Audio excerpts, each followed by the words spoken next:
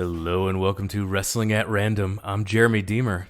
And I am Adam Summers. This is the podcast where every week we review a classic pro wrestling TV show from a streaming service. Yes, and that's right. That those words TV show, that is what distinguishes this season 2 of Wrestling at Random from last year. In this season, we are only reviewing weekly TV shows of professional wrestling. No pay-per-views, no major arena events. We've got some 34 odd episodes back in the archives if you want to check that out on season 1. This season, it's all about weekly TV. It could be from the WWF. It could be from ECW. As we learned on a recent episode, it could be from Impact, TNA. It could be from all over the world, anything we could find. We dumped thousands of hours of wrestling TV in the randomizer. And what it pulled for us this week, Jeremy, is an episode from 1997 of WCW Monday Nitro. That's right. And I do want to, you made mention of season 1. I do want to remind everyone that that is evergreen content. If you haven't heard it, it's waiting there patiently for you.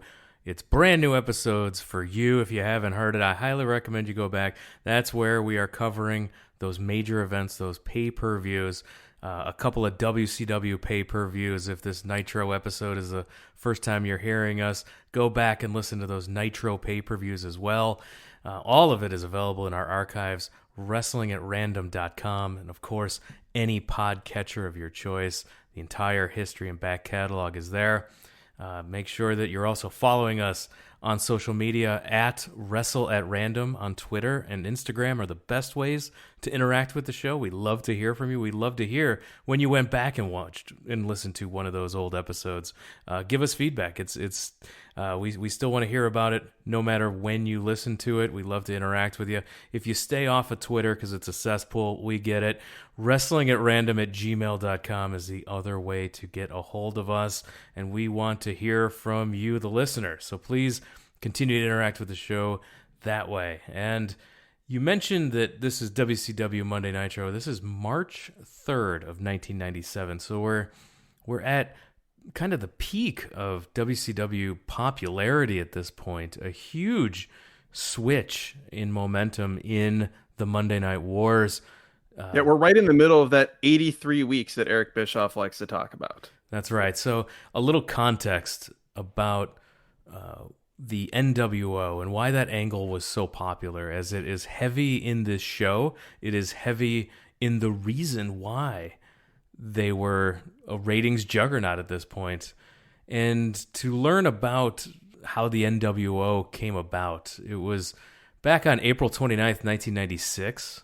WCW's Executive Vice President Eric Bischoff attended a show at the Tokyo Dome in Japan, where New Japan Pro Wrestling's Hashimoto defended the IWGP Championship against Takada from the rival UWFI promotion. The invasion-style angle would be the inspiration for Bischoff to do a similar angle in WCW. After wrestling his final match for the WWF on May 19th, 1996, Scott Hall, also known as Razor Ramon, he would appear on WCW's Monday Nitro just 8 days later. During, if I recall correctly, a Steve Dowell versus Mike Enos match. That's right. And he came in, he was using his Razor Ramon accent as he delivered a speech insinuating that the WWF was going to war with WCW. Also had a sweet denim on denim look for the Fashion Report back then. Jeans, no shirt, and a denim vest.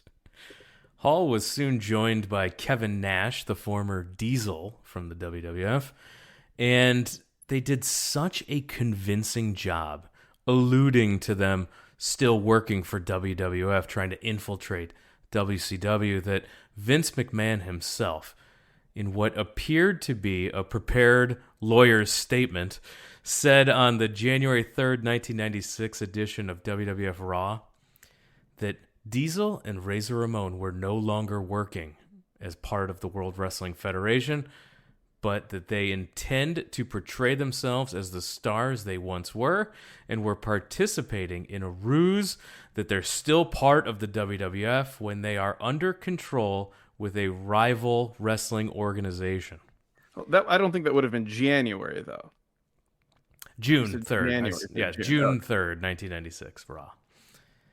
The success of the NWO angle and the buildup of Sting as part of that angle in late 1997 helped make Sting the number 2 merchandise seller in all of professional wrestling, behind only Stone Cold Steve Austin. And he did this while not wrestling a single match for 16 months. Yes, and that angle, I'm sure there will be other opportunities to get into that more heavily. Such an incredibly well done angle. People forget, I think, because how anticlimactic the finale of that whole scenario was at Starrcade 97.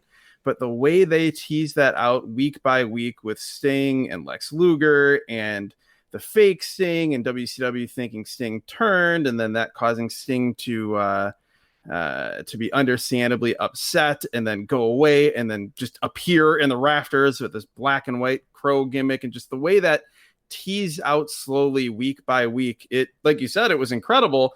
And it's one of the few times in wrestling history that somebody got substantially more over than they already were, became an even bigger star than they already were by not wrestling. Yeah, WCW Monday Nitro, they would have a ratings winning streak. They'd have pay-per-view success, but all of it was fleeting.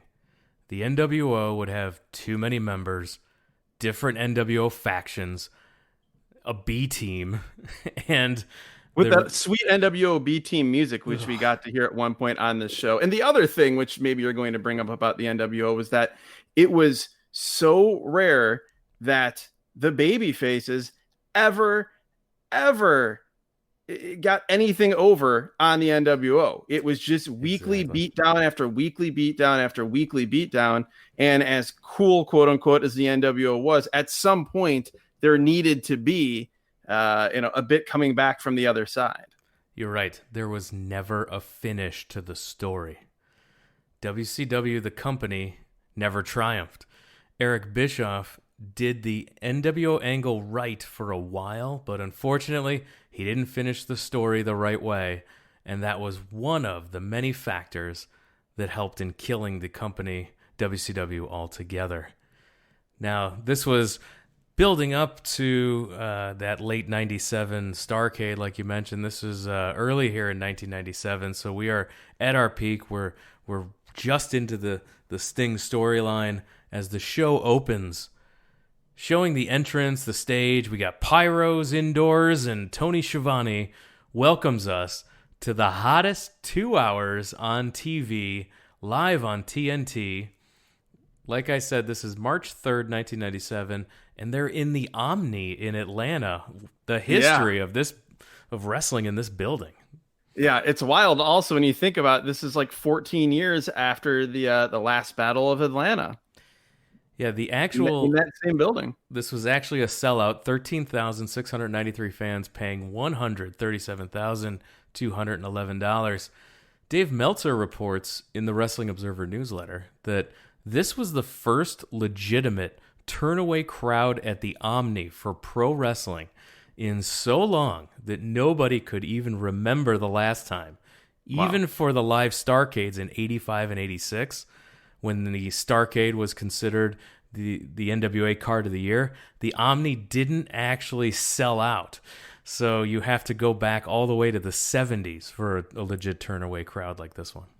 Which is crazy, and it shows how hot WCW was at the time, because I'm pretty sure that there were no matches announced ahead of time. There very rarely ever were for Nitro, particularly far enough back, in advance when tickets went on sale. So these shows, which I think you and I can both attest to, going to Nitros in Chicago at this point, these shows would sell out just based on the fact that they were WCW Monday Nitro. We went to several, each of us, before we knew each other, went to several Nitros at the United Center, in that 97, 98 time period. And they were always huge crowds, and you certainly bought the tickets, and most times you went not having any idea what was on the show. It was just Nitro was so hot that everybody wanted to be there. Oh, some of us went in the 2000s too. Oh yeah. Hey, some of us, granted, it wasn't the United Center. Some of us were going to WCW house shows in the early 90s, and then I remember, quick aside, because I had ordered like every WCW pay-per-view for 5 years. I remember the cable company contacted me and gave me free tickets to a WCW house show at the now Allstate Arena, the former Rosemont Horizon, that show was main evented by Hulk Hogan versus Vader. We have a stretch Hummer pulling up to the building. Now, this was a staple of late 90s Nitros. The stars always arrived late to the show. You always had limos pulling up as the show's already started. The fashion report for this Hummer, yes, this is a new decked out Hummer. Yeah, long black vehicle with a Nitro logo on the side and a big decal on the side that says TNT, the rules have changed on the side as well. And it was part Hummer, part clown car in terms of how many people were in this thing. This was in order of appearance: Hulk Hogan, Elizabeth, Kevin Nash, Six, Ted DiBiase, Mr. Wall Street, Vincent, Macho Man Randy Savage, Scott Hall, Eric Bischoff, and a man with a look that just screams NWO C team, Nick Patrick, with a curly, almost mullet, sunglasses, and this black goatee. And then he just, as they all walk past the screen, the last NWO image we see is Nick Patrick making this hilarious mean face. I howled with laughter early on in the show, but we're not done with the vehicular commentary, because another limo, slightly less ostentatious, appears just behind that limo, or that Hummer. That's right. And you mentioned Eric Bischoff was there. Tony Schiavone described him as the highest ranking official in WCW. And as that other limo pulled up, it was Dr. Harvey Shiller, the president of Turner Sports. So Bischoff's boss is here as well. Yes, and the legit Dr. Harvey Shiller, president of Turner Sports. This wasn't a character. This was the guy that runs Turner Sports. So we go to our opening contest, Hugh Morris and Conan versus two members representing the Four Horsemen, Jeff Jarrett and Steve Mongo McMichael with wife Deborah McMichael. Jesus, this would not be considered a glory period for the Horsemen. No, but Deborah was with Jeff Jarrett, not with Mongo at this point, I believe. It was all a sordid affair. Hugh Morris and Conan were longtime members of the Dungeon of Doom. I don't even know if they still were here, I assume. Yes, they were. And when they mentioned that they were representing the Dungeon of Doom, I had no clue that Conan ever was part of the Dungeon of Doom. I do not remember this at all. Well, the idea that the Dungeon of Doom was still a thing, like in March 1997, is crazy. I kind of had blocked that out. They tell us that all the other horsemen are injured. It's like the Four Horsemen. There's a bunch more because there's Flair and Arn, but Benoit is hurt. He's a member of the Horsemen. Jarrett just got named he's on the Horseman taxi squad, and I guess he just got brought up. We'll get more on that later. The thing that I noted right away watching this is I had forgotten how much of Nitro was matches happening in the ring while the announcers talk about the NWO. And that definitely happens here. We hear about Lex Luger making a big challenge to the NWO on WCW Saturday night. There are no more. Tony doesn't really give any more details on this. By the way, it's Tony and Larry Zbyszko are the announcers for hour number one. Tony also talks about, quote, everyone is here in the back. Okay, cool. I hope so. You're paying them. They should be at the show doing their job. Yes, which would, that, I guess it is notable because, there were years where guys were being paid, i.e. Lanny Poffo, and never in the back or in the ring because they were just phantom payroll guys. So everyone was there. That's good to know. This match there's not a whole lot here. No, but the first thing I noticed right away, this crowd is on fire. So opening match, these people are going crazy. They're standing and cheering. And this is just the opening match. They love Mongo McMichael. There's entire Twitter accounts dedicated to how bad Steve Mongo McMichael was. And I'm not going to say he was great because that would be ridiculous. But by and large, WCW crowds absolutely loved Steve McMichael as part of the Horsemen, and this was no exception. Conan's in early. He's showing great fire. I really enjoyed Conan here, and we got a lot of double teaming on Jarrett. Conan holds Jarrett, holding his arms behind his back. Hugh Morris to the top rope. His back is to the ring.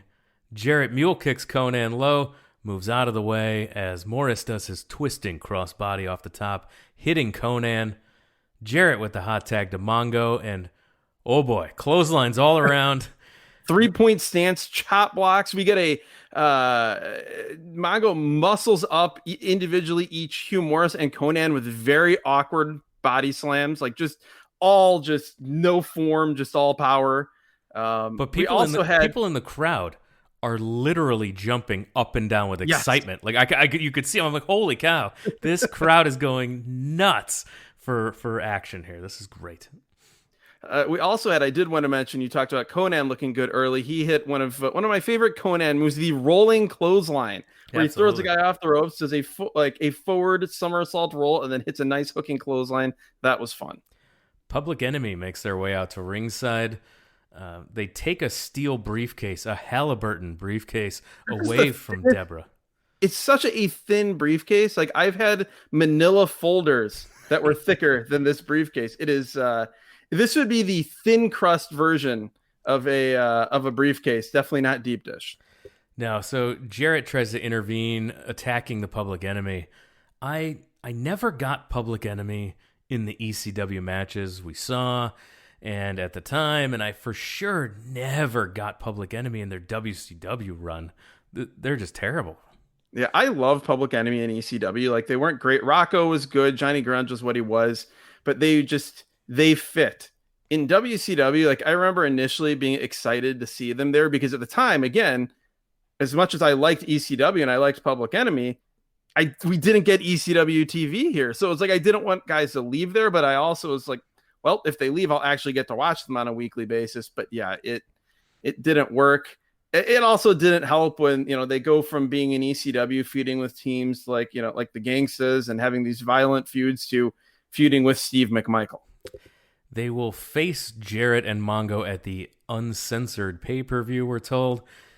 Jarrett's pulling the briefcase away from Public Enemy, but on the backswing, he accidentally hits his partner Mongo with the briefcase. And Mongo does this dead weight just sell of just being unconscious that for all the things that he did not do well, I would make the argument that nobody in wrestling has ever sold being knocked out as entertainingly, if that's a word, as Steve Mongo McMichael. I could watch a supercut of that all day.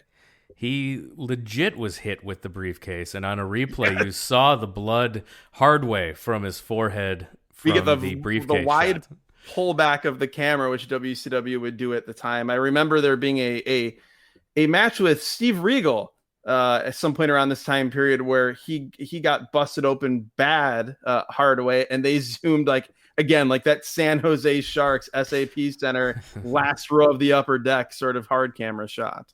Conan covers Mongo, gets the 3 count, 3 minutes, 13 seconds. The Omni goes insane because Arn Anderson and Ric Flair have come to the ring. Mongo and Jarrett are 0-2 since Jarrett has joined the Horsemen. Mean Gene is in the ring, which I forgot that I liked this about Nitro, that Mean Gene is there to post-match interview the winners. Yes, and sometimes we get Mean Gene post-match interviews in the ring. Sometimes we get him in the aisle. In the entranceway interviewing people. He's almost like a de facto host. In some ways, like a sideline reporter for like a football game. Yeah, it's kind of the last time we ever had this. And again, most of the time in the past, it was always like the guy at the booth that acted in this way, but the play-by-play guy. But here, Mean Gene all night kind of guides us through the evening, and I love that. That's something I wish it would come back in pro wrestling. I also have to note before you talk about the content of this interview, Jeremy, that I talked about the all denim ensemble of Scott Hall months earlier when the NWO angle started. This was a trend in WCW, which we'll get to more later. But right here, Arn Anderson, a great man, is wearing jeans, blue jeans, and blue jean denim long sleeve WCW Monday Nitro shirt.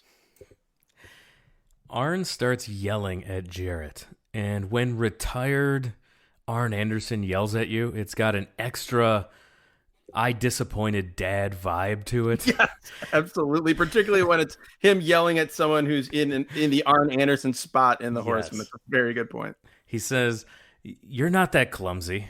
You want to explain this one?" And Jarrett says he's proved himself a Horseman, and he pulls Flair over by the arm. "Rick, come tell him." But Flair immediately grabs the mic. He starts screaming, "You're making the Nature Boy look bad." He says this great line. He says, "We gave you a chair. Sit in it. Stop falling off of it." I love that. I am so stealing that line. I loved it. People were going absolutely nuts when Flair was speaking. Mongo starts screaming because that's the only way he can communicate. Screaming about, "I thought this was settled," over and over again. Then Deborah gets on the mic. This promo falls off the chair as Deborah McMichael starts talking, and talk about a fashion report. Deborah's like this, I don't know, at this point, probably 40-something-year-old woman wearing like a pageant dress and a sash and a crown almost. And great for heel heat, but just a ridiculous look. And then when she starts talking, it was never a good thing. No, she's booed out of the building, just basically says we need to pull together. Jarrett says he will prove himself. Mean Gene says, accidentally or intentionally, what did we see here? Back to you. As the only Mean Gene can do. Yes, and then we get just Tony saying, like, as they're going to commercial, mentions that Chris Benoit is in the hospital still. No explanation as to what that is, but apparently there was some sort of beatdown or attack. We're back from commercial, and Diamond Dallas Page is back. He's back in action after suffering a brutal attack at the hands of the NWO and Randy Savage. So I guess we're right at the very, very front end of the feud that made Diamond Dallas Page a main eventer, and one of the best feuds in this era. I'd say probably the best feud in this era of WCW, that being DDP and Randy Savage. It's interesting that, like, again, DDP is just in the process of turning face. He's not at that point to where, he had the look of wearing the blue jeans when he wrestled. Here he still is wearing those like rubbery black trunks with the pink trim. From his largely forgotten era when he like won the lotto and then blew all his money and all of that. Battle Bowl winner DDP. Yeah, Diamond Dallas Page, lots of pyro when he came out. Yeah. You could tell that they were gonna give him a pretty big push here. He's taking. How about the fans to describe what happened there as he gets to ringside? There's a group of fans that are facing the hard camera side, and as he's coming up to them, they all rip off their shirts to show DDP shirts underneath, which was which he went nuts for that whole group there. So that was super fun. His opponent is Rick Fuller. Now, Fuller's a big, generic, doughy looking dude. He's kind of like a taller Rhino. Fun fact: Rick Fuller, many, many, many years later, would appear in New Japan Pro Wrestling. I believe replacing Tomko. Was it as Carl Anderson's tag partner? No, it was he was the partner of Giant Bernard A-Train in New Japan Pro Wrestling, and I believe like 2007, 2008, somewhere around there. They go back and forth. Jawbreaker, and Fuller goes to work. He even gets in a big leg drop, and while he has the heat on, loud DDP chants. Yeah, which even the announcers seemed surprised by. Fuller catches a kick attempt. DDP spins around, hits the lariat, gives the sign for the diamond cutter, and again, this hot, rabid crowd goes nuts. Fuller is able to counter with a short forearm. Fuller tries a slam, but DDP slides over the back, holding Fuller's head as he does it. Fuller turns right into a diamond cutter. A cool little transition there. Gets the 3 count. Your winner, DDP. Yeah, this was, again, at the start of this DDP tweener into face push. It was also like right at the front end of a big part of his character being that he can hit the diamond cutter from any position. So almost every week we'd see different variations of it. You know, he'd pop a guy up and then hit it. He'd hit it with the guy sitting on the second rope. This variation here. It's also noteworthy that like WCW, they didn't do at this point like full on squash matches, but they had these like guys that I would best describe as like jobbers plus guys like Rick Fuller.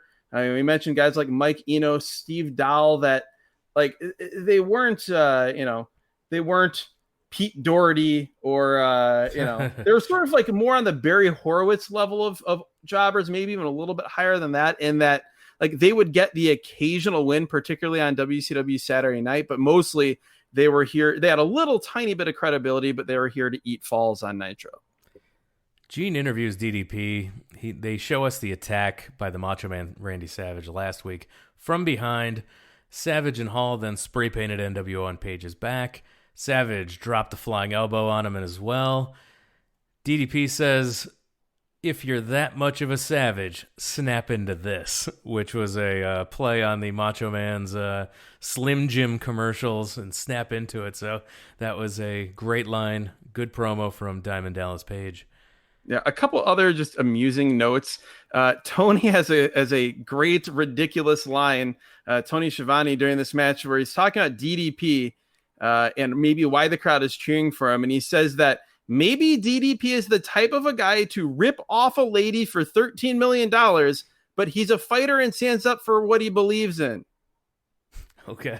That was exactly the reaction I had. And then also Gene Okerlund, when he's describing the attack by the NWO and Randy Savage, where they left DDP laying, they spray painted NWO on his back. And then Gene says Savage hit, quote, "the devastating elbow slam." After commercial, we're in the ring. Rey Mendoza Jr. versus Juventud Guerrera. Mendoza Jr., also known as Viano 5. Yes. Or Viano 4, I'm sorry. Viano 4. He's Viano 4. He's not wearing his mask here. They just call him Rey Mendoza Jr. And like, they're so unconcerned about this revealing his identity that he's wearing his Viano gear complete with the number the Roman numeral 4 yes. on his trunks. Yeah, great action early. You see the speed difference immediately when the cruiserweights are in the ring at this point in time. This was a huge shift because you were so used to seeing the same speed of matches, whether you're watching Raw, flipping over to Nitro, or both. And then when the WCW cruiserweights hit the ring, it was all action and a completely different gear. Well, and we talked about on season 1 when we reviewed the WWF Canadian Stampede in Your House pay-per-view, and we raved about that great Sasuke Takamishinoku match, and we talked about how like that was the thing. A match like that was what WWF was so often missing on their pay-per-views and also on Monday Night Raw. This was a perfect example of how WCW had that in spades with the Cruiserweight division, and then particularly even more when they started bringing in the Luchadors around this time period. Mendoza sends Juvi to the corner, gets his feet up, kicking him away. Juvi charges out of the corner, gets hit with an overhead belly-to-belly. Juvi, after a neckbreaker, hits a springboard leg drop off the top rope. Mendoza misses a clothesline. Juvi hits that springboard leg drop and then just puts on a rear chin lock. Yeah. He hits a huge high spot, gets a really close near fall, and then he just puts on a rear chin lock. There's interesting pacing here. Mendoza he misses a clothesline. Juvi jumps onto his shoulders, spins around, turns it into a Rana. He holds the legs, cradling him for a near fall. Mendoza, this is maybe my favorite variation of a Frankensteiner of a Hurricane Rana. I don't know if I actually just if it's actually called this or I just imagine this in a fever dream, but I call it the bottle cap Frankensteiner because you twist and then you just take the guy over. It's such a cool deal. You see a lot of guys do it off the top, but to see a guy like Juvi hit it here, very cool, and I'd like to see this come back. Mendoza backdropped over the top rope. Tony questions if that's a DQ, and I don't remember if top rope DQ was still a thing in 1997 WCW. I thought that was long out the window. Exactly. I thought it was long gone as well. That stuck out to me too. Mendoza on the floor. Hoovy runs down the apron, dives through the ropes, like near the corner, and he's able to dive through the corner there and hit Mendoza with a dive on the floor. This was pretty spectacular for 1997 Nitro. Yeah, he was on the apron side perpendicular to the side that Mendoza was on. He runs down the apron and then dives through the ropes in the corner. So he's going through both sets of ropes and hits a perfect suicide dive. Very, very cool.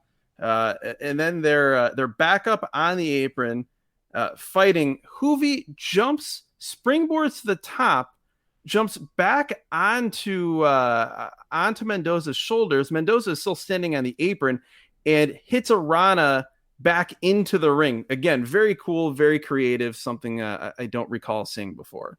Absolutely. Both men then battle on the top in the corner, teasing suplexes. Mendoza gets crotched. Hoovy with a springboard leg lariat goes up top, hits the 450, which Tony and Larry call a 2.5 on the flip. Yes, which is what I believe as well. Jesse Ventura called the Too Cold Scorpio 450 at that Clash of the Champions we reviewed in season 1, which was probably the first time anyone saw that move on US TV anyway. But yes, the 450, this was spectacular, but also very sloppy. He lands on the legs. Yeah, did not land well. Mendoza. Got the 3 count, 5 minutes, 6 seconds of all action. Good stuff. Yeah, super fun. Hoovy, again, still masked here. This is before he lost his mask. Hoovy was really, really fun in WCW. I mean, the only negative he had going for him was that he wasn't Rey Mysterio. So he was never going to stand out as much. He did a ton of creative stuff. I would say, if anything, he wasn't as precise as Rey was, but still, this was a 5-minute breath of fresh air here on this show. Tony and Larry are joined in the broadcast position by Jimmy Hart, Kevin Sullivan, and Jacqueline. Jimmy Hart says that Benoit and Woman are not here because they were laid out by them at the Cow Palace. Jackie cuts a promo. She says they're too legit to quit, and that's exactly what Jimmy Hart's jacket also says.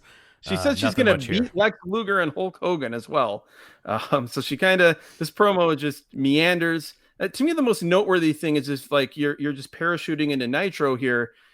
You notice that the announce desk, at least here for the first hour and here in 1997, the announce desk is way away from the ring. It's off to the side of the entranceway, and they face opposite of the ring. They're facing away from the ring, watching the show on their monitors. So, it's kind of a theme where there'll be a segment, and basically if there's a segment where we don't have a Mean Gene interview, they go back to the broadcast booth for a little bit of commentary and analysis of what we've seen and what we will be seeing.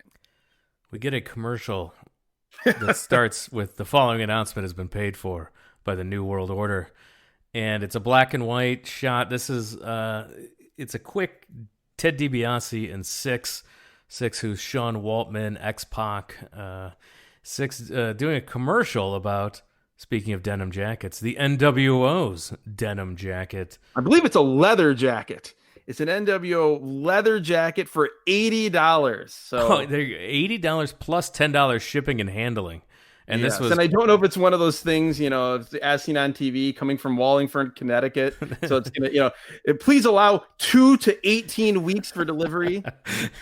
This was pre-internet ordering, so you had to call an 800 number or send a check or money order to a P.O. box. Yes, and considering how WCW was with their money, I don't know I would have been comfortable sending a money order to Eric Bischoff. Hank Aaron, the home run king here at ringside. He's working at the Atlanta Braves front office at this time, so he's part of the Ted Turner family. He's sitting and a long-time wrestling fan. He would appear at WCW shows quite often. He was at the 20th anniversary. I believe it was the Clash of the Champions. I think it's September of 1992, the 20th anniversary of wrestling on Turner. He was one of the featured guests there. So he was a big fan. Mike Enos, he gets an entrance, but Hoovy didn't in the earlier match. His opponent, Dean Malenko. Now, Enos, he jumps him. Mike Enos, not only does he jump him, he's We should note in his entrance, he's basically cosplaying Stan Hansen as far as his gear, sans the hat. No hat, It's but otherwise charisma. he's got. Yeah. Yes, exactly. He I don't know, maybe he still had the spirit beaten out of him by Shinya Hashimoto years before on that New Japan show, I believe from '92 that we reviewed. But he's here. He's wearing Stan Hansen's gear, but that is the extent of any comparison you can make between the two men. And again, he kind of falls into that jobber plus category that we talked about with Rick Fuller. When Enos puts his head down, Dean kicks him in the head, double leg takedown, and just starts laying in punches to Enos. This is showing the new aggressive, angry side of Malenko as part of the build-up for his feud with Eddie Guerrero. So we will see Malenko versus Guerrero for the U.S. title at the Uncensored show. No disqualification for that match, they say, which is obviously foreshadowing what's going on with Dean. He chokes Mike Enos in the corner. He's stomping him. And then at this point, we get Tony Schiavone talking about the internet in 1997. Quote, if you are in cyberspace, log on to WCWWrestling.com. It's better than that. He says that you can go on to WCWWrestling.com on the internet, in case we did not know that that's where .com places were. He says to chat if you are into cyberspace. I imagine at the same time Shawn Michaels staring at a screen on an In Your House show, trying to figure out what's happening. It's with hands not able to manipulate the keyboard. Oh my gosh, yeah. One of our In Your Houses where Shawn Michaels, we reviewed in season 1, Shawn Michaels. Yeah, the finale, I believe, of season 1. The hunting and pecking on a keyboard to try to type in an AOL chat room. Go back to listen to those archives. Yeah, Tony got his 10 free hours disc clearly and was using it liberally. That is arguably more exciting than this match. And Dean Malenko is great here, but Mike Enos is just Mike Enos.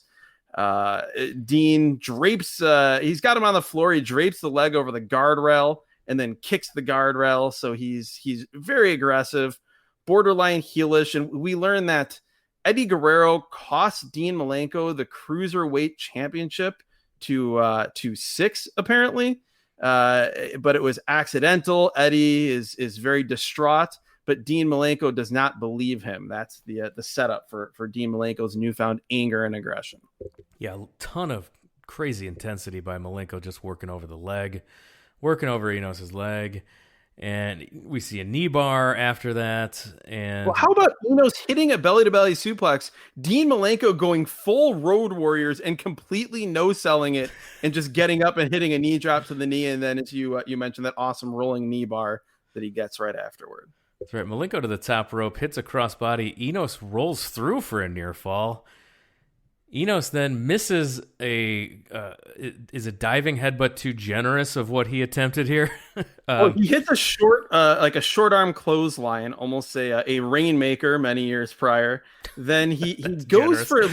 Yes, very generous. I'm trying to help the former New Japan foreigner Mike Enos here draw that parallel. He goes for, I guess, a top rope splash that Tony calls a head dive. He misses. Malenko just sidesteps it. Enos picks up Malenko for a slam.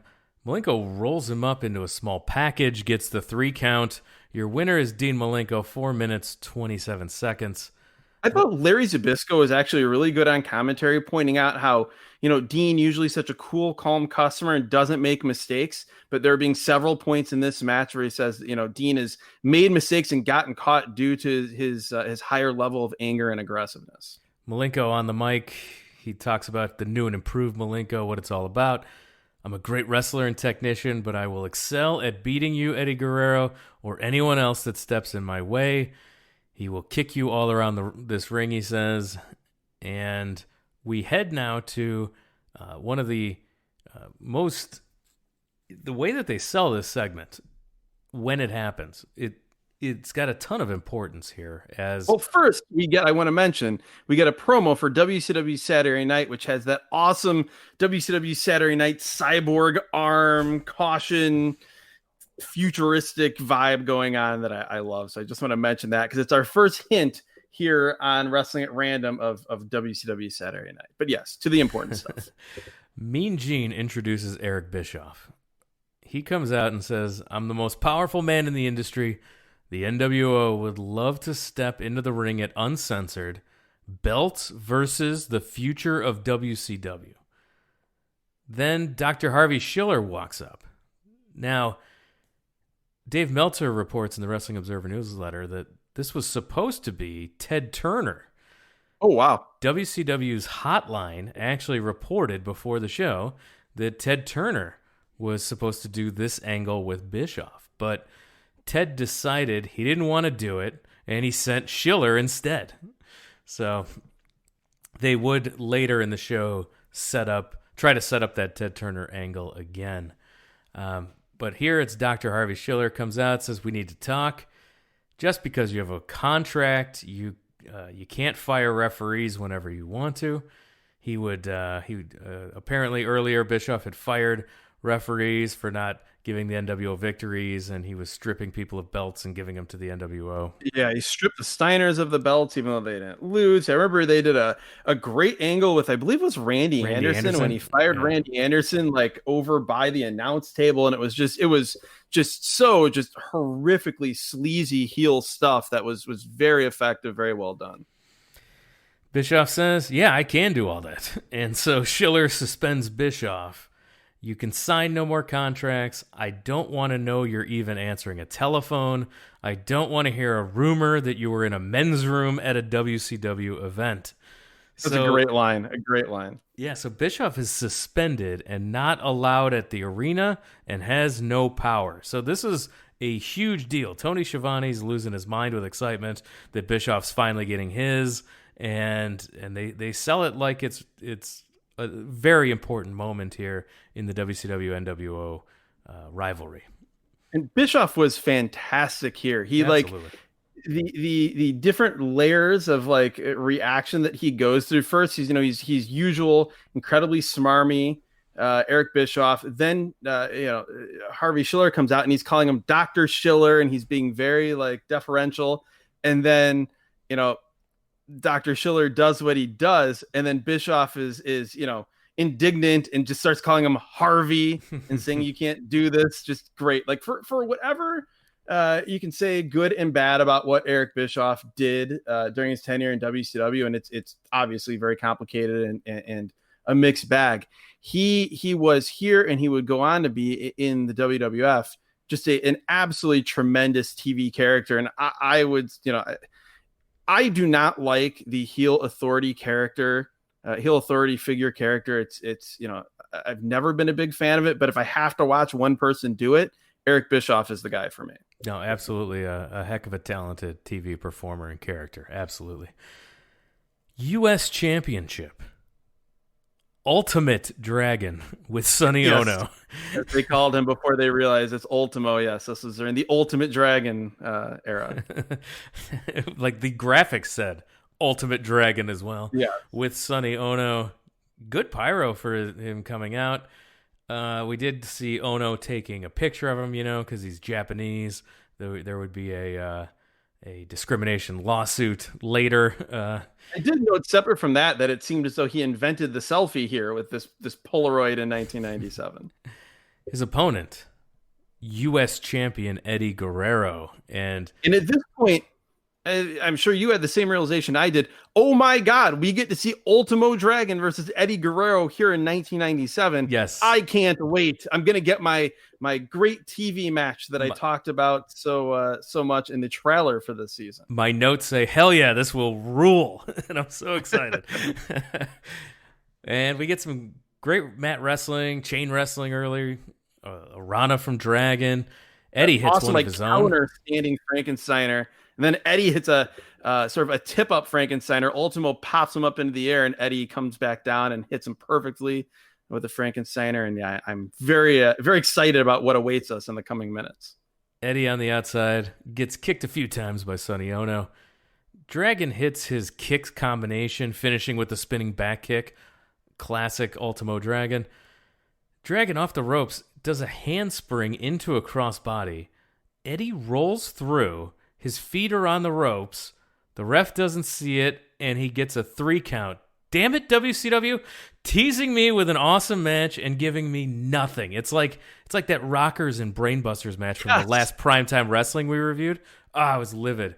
Ono and Dragon are complaining as much as me. 2 minutes, 48 seconds. I was going to say, this couldn't have been more than 3 minutes, and extraordinarily frustrating because these 2 minutes and 48 seconds were great. And I would have even been, even though if I would have been disappointed, I would have been even okay if they got like 5 minutes like Mendoza and Hoovy did. If they got 6 or 7 minutes, like give me like up to like 8 minutes of this and it would have been fantastic. These 3 minutes are awesome, but it's like you said, way too short. The only purpose of this match was to further is Eddie Guerrero turning healer, or does he just have this run of bad luck of falling into doing heelish things? So it was effective, but to me, if they were going to do this, have this be with like, I don't know, Prince Iakea or somebody I don't care about. Don't get my hopes up. Yeah, or Mike Enos. Yes, exactly. Exactly. Steve Dahl could have made his appearance here. Would have been fine. After the match, Gene interviews Eddie. He says, I've tried to apologize to Malenko. My apology was not accepted. Dean comes out to confront him. He says, you lost my respect. They argue nose to nose as we head to commercial. I liked how they argued they argued like with the mic, and then when Gene said, we've got to go to commercial and pull the mic away, they continued to argue, jawing nose to nose. I like that. It made it feel more genuine, more legitimate, a nice touch. We enter hour number 2. The hottest hour of TV is underway, I'm told. Let the celebration continue, Tony Schiavone says. We get more pyro, and honestly, I'm just thankful that this the second hour hit, like in between matches. The most awkward thing ever on Nitro was when they would go into the next hour. There would be wrestlers in the ring having a match, and then just an insane amount of pyro would go off in the entranceway over the ring, and the wrestlers would just stop and wait, and then the second hour or the third hour would commence and the match that they would start wrestling again. Thankfully, we didn't have that here. No, here we just had a recap of the first hour. We say goodbye to Larry Zbyszko. The broadcast is joined by Mike Tenay and Bobby the Brain Heenan in the booth with Schiavone. And at this point, I'm thinking, God, could they not have snuck Tenay out there for that Hoovy Mendoza match? It was so weird to watch luchadors and not have Mike Tenay telling us, about the history and everything. But in any event, after that recap, we now hear the music that let you know a really lame segment was about to happen. That is the NWO B Team music. And boy, you cannot get more B Team than Mike Rotunda, Erwin Arsheister, VK Wall Street, or here known as Mr. Wall Street, as an NWO member here in the late 90s. His opponent is brought to the ring by one of the all-time best bad entrance themes of all time. It is Scotty Riggs with the American Males music, which, as we've touched on before, it literally is just a guy saying American Males, American Males, American Males over and over again. There are other lyrics, something about if you need a weekend lover, don't blow your cover. It is great. It is everything that is good and holy about pro wrestling entrance music. Riggs has a beard. He has sunglasses. Again, I mentioned he has that music, and he's doing what would later be known in his run in ECW as Scotty Anton. He's doing the clap.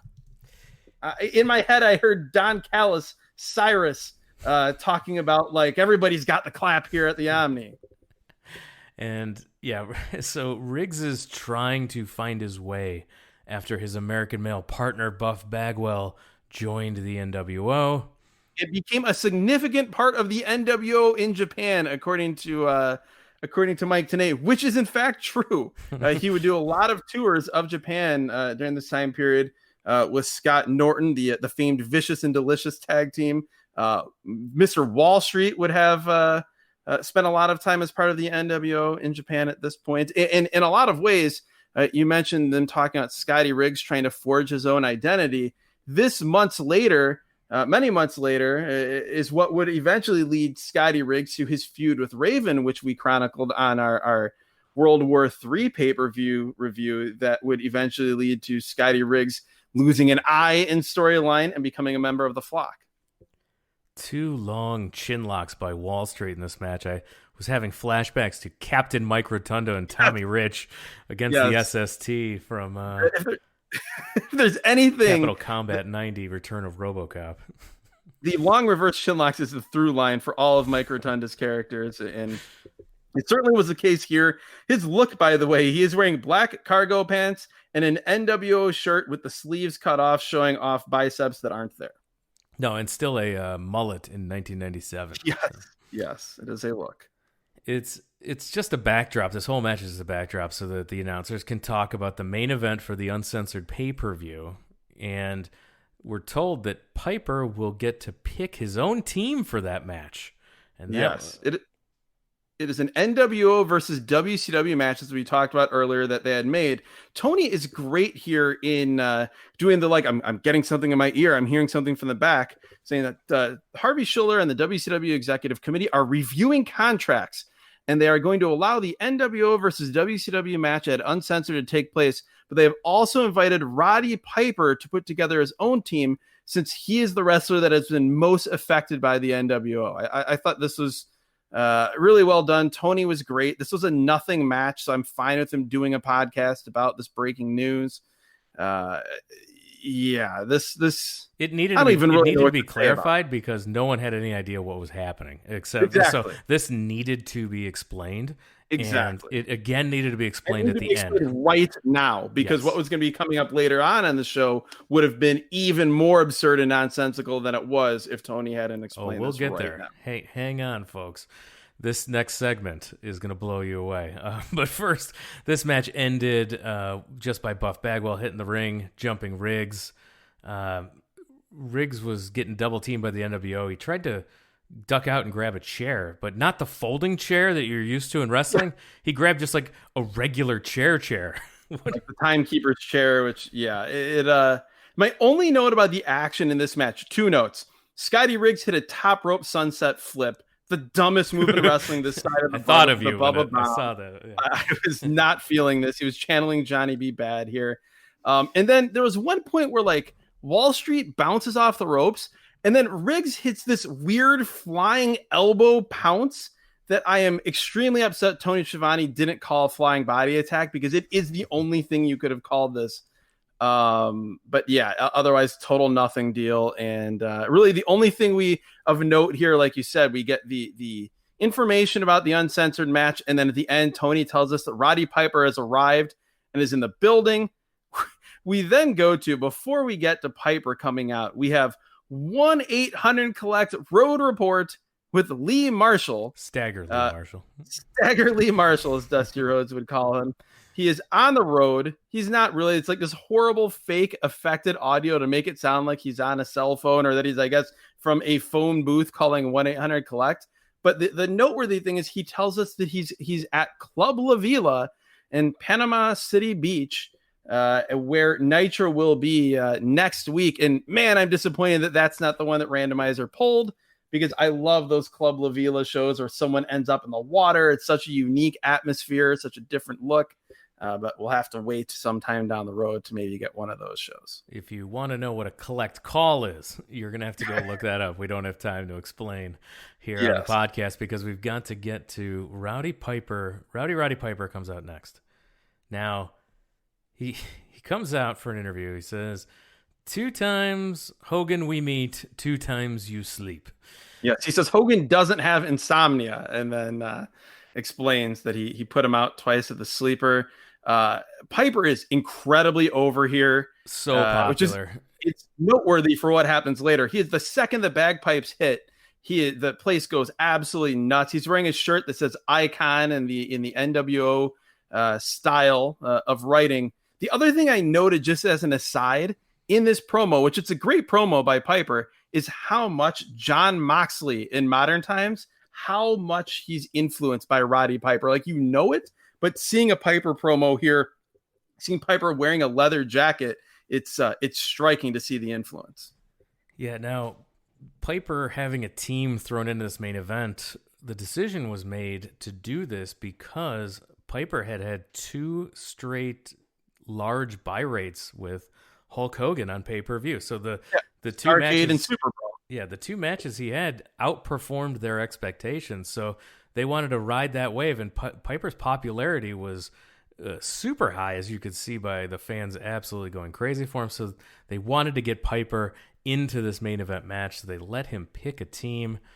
He rambles on about how there's 6 guys in the back. He's going to take... He says he's got one family on a mountain in Portland. He says, my other family is all of you. You've all been raising me, and the place goes absolutely nuts.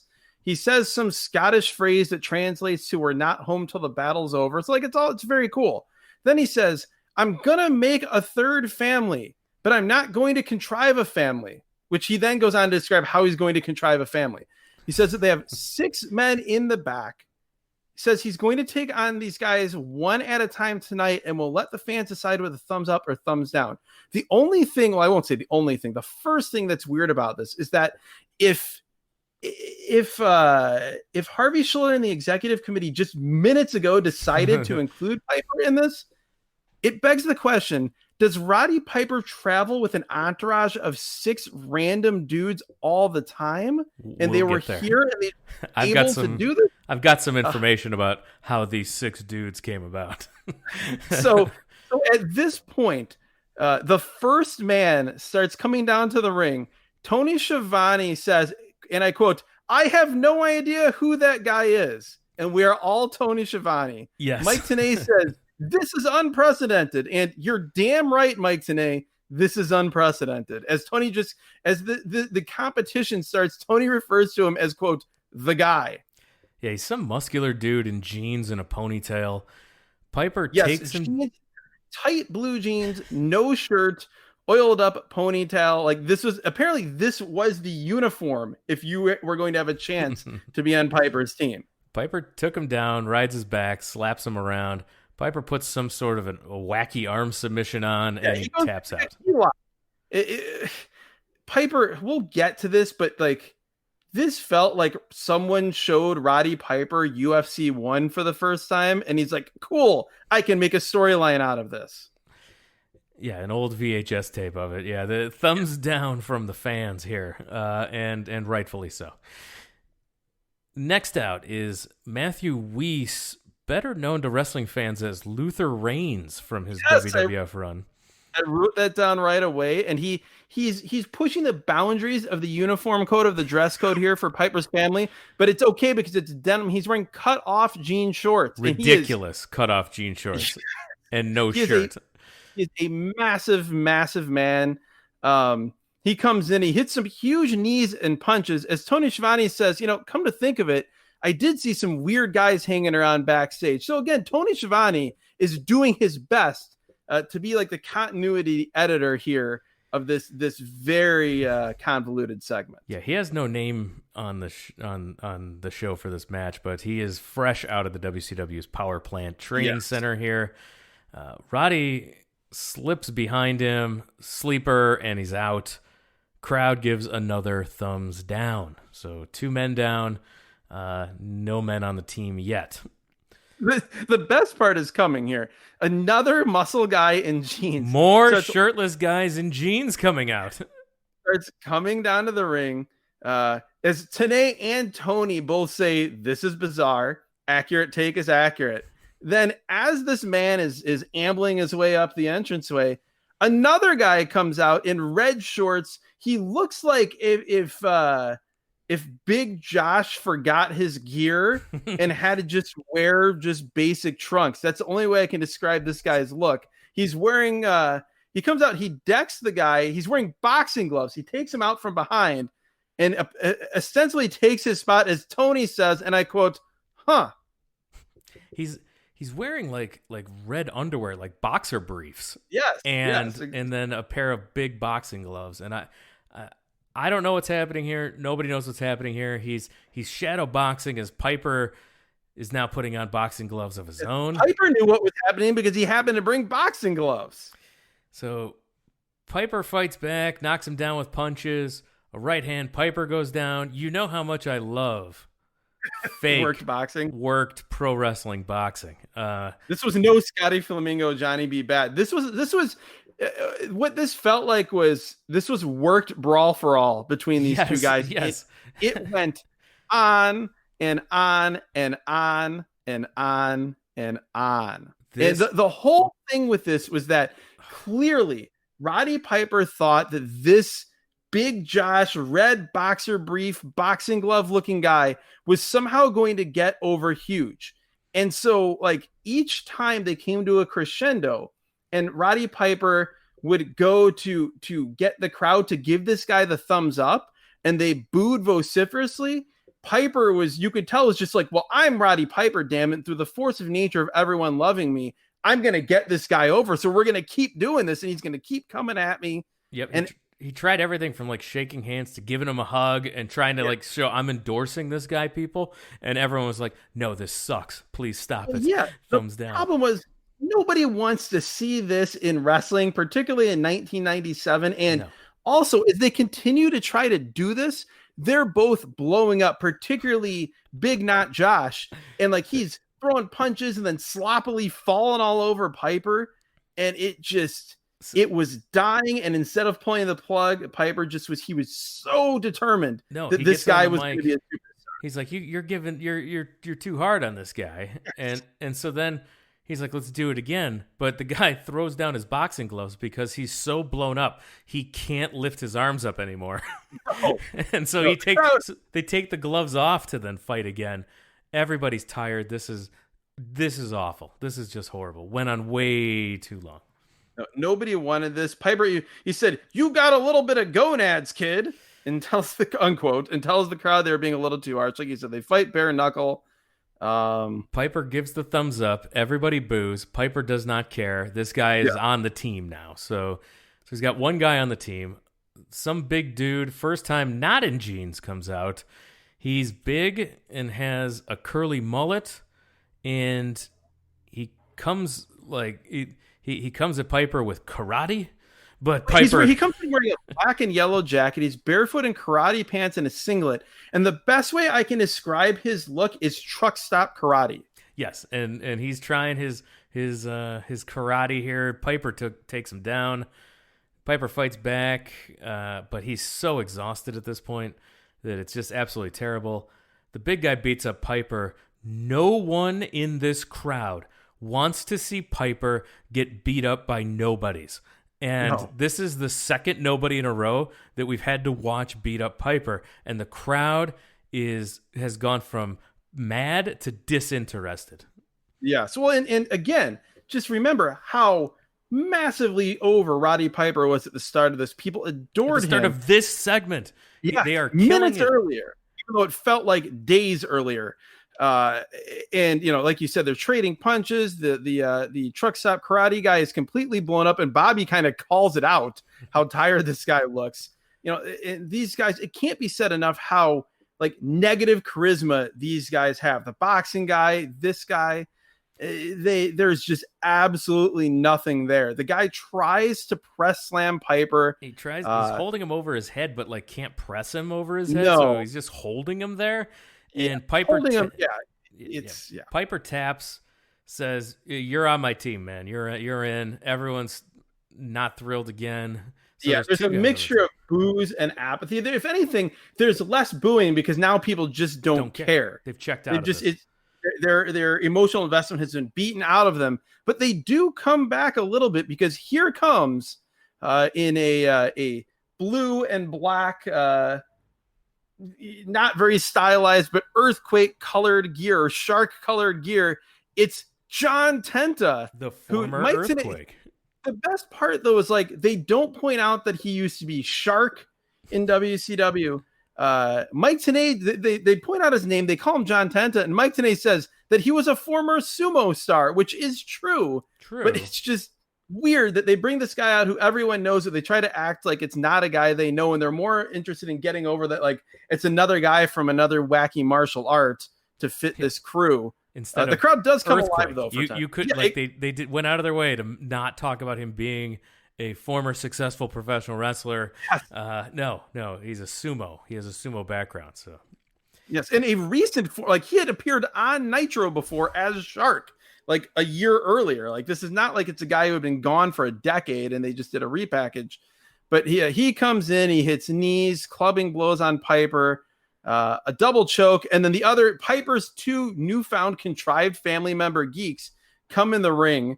Tenta fights them off, and at this point, the crowd is kind of getting a little bit, they're coming alive a little bit for these guys all brawling. So then Piper comes in and cuts off the fight. And so the crowd starts booing again as Tenay calls them, quote, Piper's fighters. He gives the thumbs up. He's got his team. His family. Hogan, you want war? You got war. NWO means no way out for you. This slaps each of them. This went 20 minutes. The crowd is dead. This has killed them. Dead. 20 minutes. Horrible television. Oh, brutal. It was not Dup Cup level bad. No, nothing. It was just no, it's not Dup Cup. It was not. It was just boring. And when you think about, again, like this would have been one thing if something like this aired on like an episode of Mid-South TV in the early 80s, or aired on World Class, or even aired on like WCW Saturday nights in the early 90s. But this is in the middle of the WCW versus WWF war, the Monday Night War, where give people the slightest chance to change the channel and they will to check out the other show. And they did this for 20 minutes. So how did this happen? According to Dave Meltzer, Piper has creative control of his contract, and this was his idea. Piper wanted to pick John Tenta, who was his friend, who he wanted to help get back into WCW as a shoot since WCW had stopped using him. And also, he wanted to get work for his bodyguard / gopher and a friend of his from his straight-to-video action movies. The idea was a disaster from the start. The boxing guy was, as people joked about backstage, that he was Piper's brood eye because this guy is like Brutus Beefcake was to Hulk Hogan. He's basically his friend and bodyguard. So he was always around and all around gopher. So he wanted to get him some work. And then that big martial arts guy was an action actor friend of his from his straight-to-video action movies. So that's the guy looked how like this straight happened. out of the movie Bloodsport, the Jean-Claude Van Damme movie. Yeah, so that is how this happened. This was Piper's idea, and he wanted to work with his buddies, and it made for horrendous television. Yes, and it would not end up happening. Those guys ended up not being in the 3-team match at Uncensored. They figured out a way to instead have Steve McMichael, Jeff Jarrett, and Chris Benoit, Horseman members, as part of the Piper's team, which is a little awkward because they're also part of the WCW roster. So why aren't they on Team WCW? But it certainly made for a better match than they would have had otherwise. So that was that. It was brutal. When I realized that this was the Nitro we were going to watch, I was dreading seeing that, and also wondering if maybe this would be one of those things that, with the benefit of hindsight and decades of time passing, it would come off better. No, it did not. Not at all. Still boring and terrible. So after that, we're back from commercial, and it is more cruiserweight action. Rey Mysterio versus Mr. JL with no ring introductions again for the cruiserweight. So we're here. Yeah. Rey Mysterio, big star, doesn't get an entrance. It's also noteworthy that, again, Mr. JL, the masked character for Jerry Lynn, I had forgotten that he was still in WCW into 1997. But this is going to be a good cruiserweight match. And cruiserweight matches on Nitro always got over. The crowd was always really into the action, even if they didn't know the guys. The crowd was completely dead for this match, and again, just showing how much that segment had killed the crowd. Yeah, I'm like, all right, well, at least here's a palate cleanser. Get this taste out of my mouth from that Piper segment. I'm gonna get to watch some good wrestling here with Jerry Lynn and Rey Mysterio Jr. But no, I get a stupid inset promo from TV champion Prince Iaukea taking up the majority of the screen. What is going on? Yeah, Prince Iaukea was the world television champion at this point and said that he will give Rey Mysterio a shot at Uncensored. So it was interesting in the sense that, like, you look at both the U.S. title and TV title scene, and they were starting to move some of the biggest stars from the Cruiserweight division, Eddie Guerrero, Dean Malenko, Rey Mysterio here. They were kind of starting to transition them into heavyweight secondary title scenes. Clothesline by JL. He goes to the top, misses a diving headbutt, and he lands hard face first. Yeah, this was a rough landing. They battle to the floor. JL runs down the apron. Somersault dive takes out Mysterio. JL gets caught on the top rope. We get a top rope Frankensteiner by Rey. Rey hits the ropes, flips up and over onto the apron, shoulder block. Rey Mysterio with his springboard Rana into the where he snaps it over really fast, holds the legs, gets the pin. It's a great finisher. 4 minutes 7 seconds. This is super fun, Rey Mysterio, but everybody's still down from the Piper segment. Yeah, this was really good action. Like you said, that awesome springboard Rana where he immediately sort of swings under rather than like going off to the side and taking him over. Gets the pin. Some cool stuff earlier on in the match. JL hitting a tip-up DDT, only a 2 count. Rey early on in the match flips up and over and hits a springboard top rope, sort of twisting somersault. So really cool stuff. Again, if I'm watching, Rey Mysterio and even Mr. JL era Jerry Lynn, would have loved to see more than 4 minutes. But hey, they got a minute 20 seconds longer than Ultimo and Eddy did. So I guess we should be grateful for that. Mean Gene with Medusa. Number 1 contender match for the WCW women's title. She comes out, talks about how she's been with WCW for a year after throwing a title in the garbage, but Bischoff put her on the sidelines. We learn in this promo that Akita Hokuto is the champion. Yeah, they didn't do much with the championship at this point, but it was one of the cool things that they did where they would bring in women from Japan, including here Akira Hokuto and others. So yeah, she says she'll beat Akira Hokuto for the title. She then said something about she saw Luna Vachon, and then immediately Luna Vachon comes out to beat up Medusa. And Tenay starts screaming, Luna Vachon from the famous Vachon wrestling family. Luna is mauling Medusa as we go to break. My favorite part of this was right as the promo is about to start, a fan, you can't tell what they say, but a fan clearly says something of a less than classy nature to Medusa, and Gene admonishes the fan. Gene's the best. After commercial, the entire NWO, including Bischoff, is out here. So Let's take a second before we get into what happened to talk about the NWO theme song. Now, we mentioned the B-Team theme song. This is the A-list NWO theme song. I say this theme song deserves a place on the Mount Rushmore of wrestling theme songs. It is this good. For sure. I mean, it particularly when you talk about like wrestling theme songs that weren't like an existing song, like an actual pop music song that was being used. It perfectly, you can't hear it and not think about the NWO. It worked very, very well. This promo, and again, this is the entire NWO that we saw earlier that came out of the Hummer, including Vincent, the former Virgil. We see the noteworthy thing here is that Sting is in the back of the line with the NWO, walking out, blank expression, not really interacting with them at all. But this comes after, and I remember this when they mentioned it, that the previous week, the show ended with a standoff in the ring and Hogan hugging Sting. And Sting did not hug him back, but he also didn't fight him off.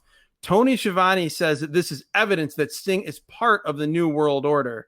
And then we get on to what was sort of really just a very generic, all the NWO is in the ring promo. So this segment totally kills any impact that the first hour segment with Harvey Shiller had, right? Like, that's all I'm thinking about here. This makes no sense. Shiller just told him he's suspended, and here we are, and Bischoff is in the ring cutting a promo with the entire NWO. Yeah, Hogan says that Shiller should take a hike. Bischoff says that it's predatory business practices. Hogan said that Shiller stepped out of his league, and so Eric says, you can't fire me, and you know it, Dr. Shiller, because we're friends with Ted. So all this is happening with Sting sort of lurking off to the side. Hogan said, quote, "We watched Piper's Pickled People and watched him suck wind fighting a bunch of wrestling fans." I howled with laughter. I was generally not a fan of Hogan sabotaging other people and other people's angles, but here this deserved it was deserved. It was also, I noted, very weird to see, just shortly after we did the podcast talking about primetime wrestling and having that Hogan Savage face-to-face building to the WrestleMania 5 Mega Powers Explode match. Here, Hogan and Piper are reunited with Elizabeth in the ring. So that was interesting timing from the randomizer. The other thing I noted is that we did get an all-time great camera shot of Hogan and Hogan and Savage are standing there looking face to face. Savage is cutting a promo, and the way the camera is shooting it, we can see behind them, sort of in between them in the camera shot, is Sting just glaring with that blank expression at the two of them. Really, really cool. Yeah, Savage gets to cut a little bit of a promo here, saying when you compare careers with Savage, you're way in the back. Hogan says that when you go NWO, you go NWO for life. Lots of too sweets. Saying World Wrestling Federation. Did you catch that? Which one? He's starting to talk about the world of professional wrestling, but he said and then he catches himself and says world of professional wrestling. Yeah, we get lots of the too sweets around there. We get Nash saying the squad is just too sweet. Hit the music. Crowd throwing garbage. Yeah, Hall and Nash are dancing as Hogan poses. I enjoyed that a lot. Sting never moved, just stared in the corner there. They try to too sweet him, and he just doesn't react. So Shivani's convinced, but the fans are supposed to not be convinced that Sting is part of this here. Yes, that was really the only effective part of this promo. Otherwise, it was A, unnecessary, and B, killed the one of the biggest moments in WCW history, as Tony Schiavone tried to say it. Dead by hour number 2. We didn't even make it 1 hour into the biggest announcement by Dr. Harvey Shiller before you just killed it. Completely ridiculous. Yeah. It was, because again, you can't ever have the NWO on the defensive. It will not last. Perfectly demonstrated here. We then have a commercial for Uncensored. Hugh Morris is in a prison cell, and it's as lame as you could imagine. Main event time. The returning Steiner brothers. They were out after a car accident angle that was so... They're run off the road by the NWO, and my recollection of this is that the footage of it, and they're trying to do a take off of the Horsemen beating up Dusty, having to have some realism. But if I recall, the wreck was so comically violent that there's no way a human being, much less two human beings, could possibly have survived it. It was, and instead they're just back with none the worse for wear. It was received so poorly that all they could do was distance themselves from it like it never happened. And that's how it was played up here. The Steiner brothers, Scott Steiner is gigantic here, but he still has the long-haired mullet look, the dark-haired. He hasn't gone Big Papa Pump yet, but physically he's almost there. Yes, I mean, this is first they're brought to the ring with the dulcet tones of the Steinerized song from all the way back in the Slam Jam days. And yes, Scott is huge. He's balding, but he still has that haircut. And sort of the best way I can describe this is very, very late stage athletic Steiner brothers before the Scott Steiner turn. At this point, then Lex Luger and the Giant comes out. And what I'm thinking of is, man, this is 3/4 of one of the greatest matches in WCW history. I'd say probably top 3 tag match in WCW history, that being the Steiners versus Sting and Lex Luger from the first Super Brawl in 1991. My hopes are not as high, even though Lex Luger is much better here than he was in 1991. My hopes are not high that they will reach those heights here in 1997. No, we get Luger and Rick in there first. Clotheslines by Lex, suplex by Rick. Scott's in. He hits a huge belly-to-belly, does his double underhook into the slam, which Tenay calls a Steiner bomb. Yes, the Tiger Driver, the double underhook power bomb. Again, Scott Steiner still here doing his cool Scott Steiner moves just before he becomes Big Papa Pump. Yeah, these are big power moves by Scott on Luger. Luger makes the tag to the Giant, and it's the first crowd reaction since Piper killed the town. Yes. And we get a big boot, huge elbow drop. He gets so high in the air for that elbow. Really impressive. This is athletic Giant here. There are guys who have done top rope elbow drops that have not gotten as high as the Giant did here on this non-top rope elbow drop. Giant, like you said, still very athletic at this point. And for my money, 1997 Lex Luger was by far the best he ever was as a pro wrestler. I think he was massively underrated at this point. And so, yeah, he was great here with, power and fire, hitting clotheslines and stomps. Good stuff. Rick off the top hits Giant from behind with a double axe handle. Steiner's then hit a double vertical suplex on the Giant. All four men are in the ring, and the NWO is shown coming through the crowd. Yeah, all four men they're sort of like a standoff. Like this is a hot, intense face versus face battle. There's a standoff, and then yes, the NWO starts coming through the crowd, all different areas. And the cool thing is we do hear the new world order sounder, not the music, but just the sounder over the PA, which I always liked because it's like, okay, like these guys are taking over. They got control of the PA system. Just cool and different. Yes, Sting doesn't come through the crowd with the NWO. He, in fact, is coming with his bat down the ramp. So showing that he's not necessarily with them. Team Luger and Piper's team of geeks and the NWO are all in the ring. The crowd starts chanting, "We want Sting, we want Sting." Huge chance for that. Huge. Everybody except Sting starts brawling as the show goes off the air. There was talk about changing the planned finish of this show, where all three teams... Tony screams, we get the great Tony Schiavone screaming, "We're out of time, we've got to go." Yeah, there was talk of changing the planned finish of this show, where all three teams would be in the ring brawling with each other as the show went off the air.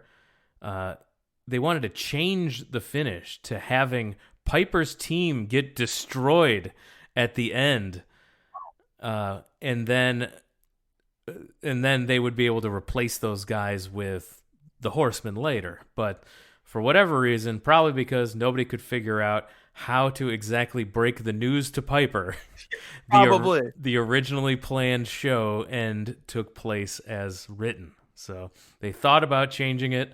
Nobody wanted to tell Piper about it, so they just went with the original finish, and Piper's team was not beat down. This episode of Nitro would have the greatest advantage in the history of the Monday Night Wars, with an incredible 3-point lead, tripling the audience for WWF Raw at the same time. Wow. The Piper debacle went head-to-head against a WWF title match between Sid and Mankind. WCW held a 4.5 to 1.5 edge, a margin unprecedented in the history of the Monday Night Wars. WCW easily won every single quarter hour for this head-to-head matchup. The show ended up with a 3.41 rating and a 5.19 share to WWF Raw's 1.91 rating and their 2.99 share. So absolutely dominating night. Unfortunately for WCW, more fans than ever saw that horrible train wreck of a Piper segment. Yeah, I assume that's exactly the train wreck nature of it is what kept people watching. Like, sort of, what are we actually watching? But wow, yeah, that's I would not have expected, if I didn't know that, I would not have expected that had done such a high rating. The other thing I just want to note about the show and about the show it was building to, which was uncensored in 1997. If you do nothing else with that show, with Uncensored 97, go back and watch the end of that 3-team match, because for my money, top 5 best moments in WCW history is what happens at the end of that match, where again, the NWO wins. They beat down everybody. The announcers are freaking out about what are we going to do. NWO has complete control. Then, basically they do the, like the pay-per-view's over. They go to that diagonal camera shot when they're about to run the credits.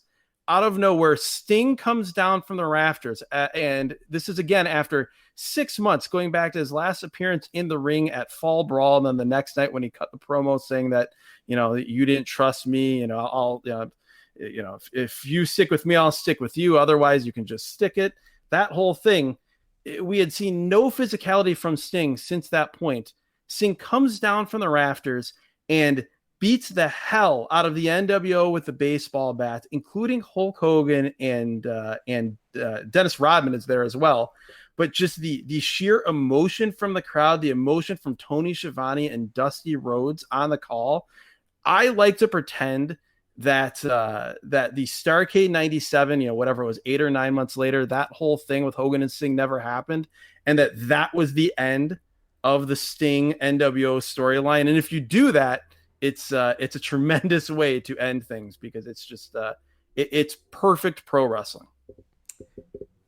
We know what the worst thing on this show is. Yeah. If you tried to tell me it was anything else, I'd end this podcast right now. Well, I will tell you the most egregious thing on this show, given all the other things that got time, was only giving Ultimo Dragon and Eddie Guerrero 2 minutes and 48 seconds. Yes, absolutely. That is unacceptable, especially when if you shaved 15 minutes off that Piper segment, we could have had some better wrestling. Yes, and you still could have had 5 minutes of a horrible segment. That is true. So let's try to find the best thing on this show. Oof, that's, if we're talking match, I would say Juvi and Rey Mendoza. Sure. It had the most time. It was absolutely rock solid. So yeah, that's super probably the fun best cruiserweight match. Ray and JL would have been right there if the crowd wasn't so dead. Maybe to me, my favorite thing on this show was, again, I talked about just a very brief moment, but that camera shot, that beautiful, glorious camera shot of Randy Savage and Hulk Hogan when that promo was going on, and seeing Sting directly between them, the way that was shot, glaring at them. I just thought that was such good foreshadowing, and something that you would more associate with like the golden era of like late 80s, early 90s WWF television production than you would with WCW. Absolutely. Sting is also my favorite thing on this show. His constant poker face of no selling anything or any reactions, and people trying to give him the too sweet and everything. Sting's poker face, not selling anything, is one of my favorite things on this show. And Eric Bischoff's performance with Harvey Shiller as well. Those were two of my most enjoyable things. That's a very good point. That I would have that up there as well. And particularly just with Sting, part of the reason that this whole Dark Crow Sting character worked is that, like, Sting, before he was doubted and betrayed by, his best friends in WCW, Sting was, the ultimate good guy, the ultimate guy that upheld everything about WCW. And he was this incredibly excitable personality. So then for something to turn him into this character, it just showed how, the weight of everything that was going on in his mind. So yeah, very, very good stuff on that front. Throughout this episode, we talked a lot about episodes that are in our back catalog, different events we've already reviewed. So go ahead and we want to encourage you to go and check out the entire back catalog. Go listen to some of those past WCW shows. Go listen to some of those ECW shows. Go listen to some of those WWF shows we talked about tonight. So go back. The entire back catalog is waiting there patiently for you. WrestlingAtRandom.com has all the links to subscribe to the show. Make sure you're subscribed. Make sure you tell your friends about the podcast. Make sure you tell your friends that used to be wrestling fans, tell them about the podcast too. They might enjoy taking a trip down memory lane with us. Yes, and also, those are all valid things to do. Also, make sure to tell former friends who, you haven't heard from in a long time. You see them post on Facebook and you're like, oh God, what is that person talking about? I can't stand them. Still send them a message on Facebook about this podcast, because maybe you guys bonded over pro wrestling before. It's not going to bring you back together, but they'll probably listen and enjoy the show anyway. And make sure that all of those links for how to subscribe, for how to follow us on social media, everything is available at wrestlingatrandom.com. And with that, we're going to wrap it up. Thanks for joining us, Adam. Definitely. Thank you, Jeremy. This was fun. We got to watch an episode of Nitro. It was not the best episode of WCW Monday Nitro that the Turner Network's ever produced, but a good window, and I'm sure at some point we'll get an even better one down the line. There's potential. The randomizer giveth and it taketh away, and sometimes it could give us a Nitro from 2000. So I should not look a gift horse in the mouth. That's right. So you never know what the randomizer is going to give us, but if you want to know what episode we're reviewing this week, if you're following us on social media, we'll post every single Thursday what the upcoming episode will be, and every Sunday night the new episode will come. So make sure you're subscribed to never miss out. And with that, I want to thank everyone for listening. We'll talk to you again next time.